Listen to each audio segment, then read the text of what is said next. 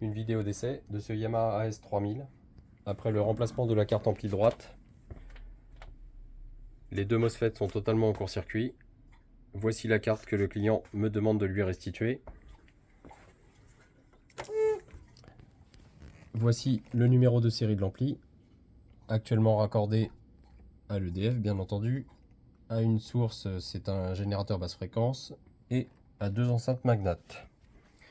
Je suis en procédure de réglage pour l'instant, donc l'appareil n'est pas totalement remonté.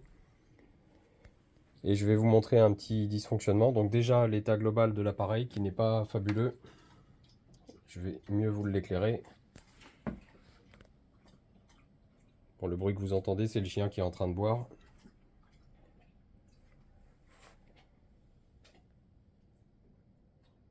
Donc, vous voyez, c'est pas un appareil en excellent état.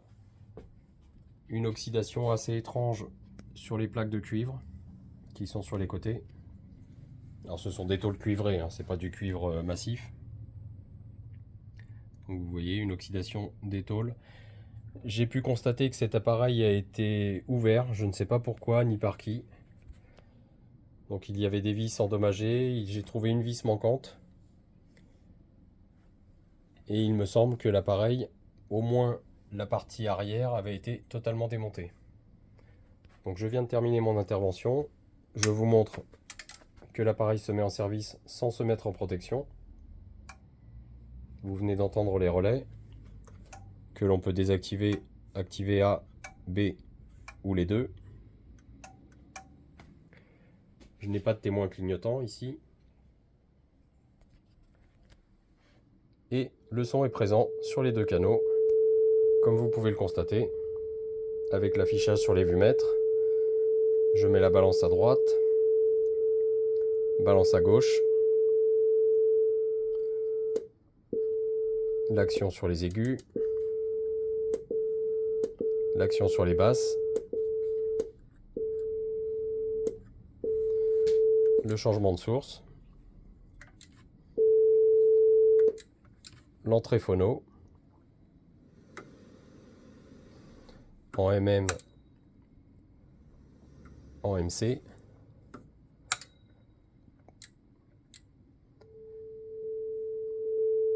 et je constate un dysfonctionnement qui ne m'a pas été signalé. Donc cet appareil était totalement en sécurité en raison du court-circuit sur le canal droit, et on ne m'a pas signalé qu'il y avait un dysfonctionnement de la commande audio mute. Donc c'est quelque chose que je ne vais pas corriger, ce n'était absolument pas prévu. Je me concentre essentiellement sur le canal droit et j'ai fait une modification préventive au niveau des détections des protections de l'alimentation. C'est préconisé par Yamaha, ça nécessite une intervention très importante sur l'une des trois cartes que vous voyez là-bas. C'est la carte fonction 2 qui nécessite une modification relativement importante. Donc ça vient d'être fait, le client avait accepté le devis, mais je n'ai eu le signalement du dysfonctionnement de la commande audio mute qui fait un petit peu ce qu'elle veut. Donc je ne sais pas si c'est lié au démontage antérieur, si c'était un dysfonctionnement qui était antérieur à toute prise en charge. Donc j'ai vérifié le câblage, vous voyez là elle vient de fonctionner, donc je pense tout simplement que le switch est encrassé là. Voilà, donc si je remonte à la main, bien sûr elle se déverrouille, mais on a un mal fou à actionner cette fonction mute. Donc je pense que le switch est encrassé. Voilà, c'est probablement ça. Je vais faire des mesures pour m'en assurer, mais ce n'était pas prévu dans mon intervention. Ça m'obligerait à tout redémonter, à commander une pièce détachée. Et je ne vais pas assumer ces coûts supplémentaires, puisque c'est un dysfonctionnement lié à manifestement un mauvais contact. Donc je vais m'en assurer quand même avant de prévoir la restitution de l'appareil. Ce qui m'importe, c'était de vous montrer que l'appareil fonctionne. Les deux canaux sont correctement amplifiés. Vous le voyez, la carte droite est parfaitement neuve, sans aucune poussière dessus. Ce qui n'est pas le cas de la carte gauche. Et j'ai dû démonter totalement le bloc arrière pour faire une modification préconisée par Yamaha. Donc l'appareil est en parfait état de marche, à l'exception de cette commande mute. Vous voyez, le switch s'est décrassé, donc c'est réellement un dysfonctionnement du switch qui est très encrassé probablement. Donc ça n'a pas une grande utilité, hein. On peut le piloter avec la télécommande. Donc peut-être que le client ne s'est jamais aperçu de ce dysfonctionnement. Donc je peux désactiver les vumètres, les réactiver en mode pic ou les réactiver en mode vumètre. Je vais poursuivre mes réglages, surtout les courants de repos puisque j'ai fait les offsets et eux, une fois réglés, restent très stables. Mais le courant de repos, en raison de la capacité de dissipation des radiateurs, là, on a des gros blocs d'alu sur cet ampli, donc ça met un temps certain à se stabiliser. Et il va falloir que je patiente au moins 15 à 20 minutes avant d'avoir un réglage correct.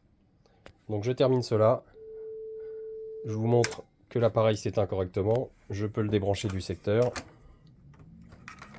J'ai laissé traîner mon déchargeur de condo, parce qu'au vu de la capacité des condos, il faut toujours décharger la lime avant d'intervenir sur cet appareil. Je rebranche l'appareil. J'actionne l'interrupteur stand-by. Et vous l'entendez, il démarre tout à fait normalement.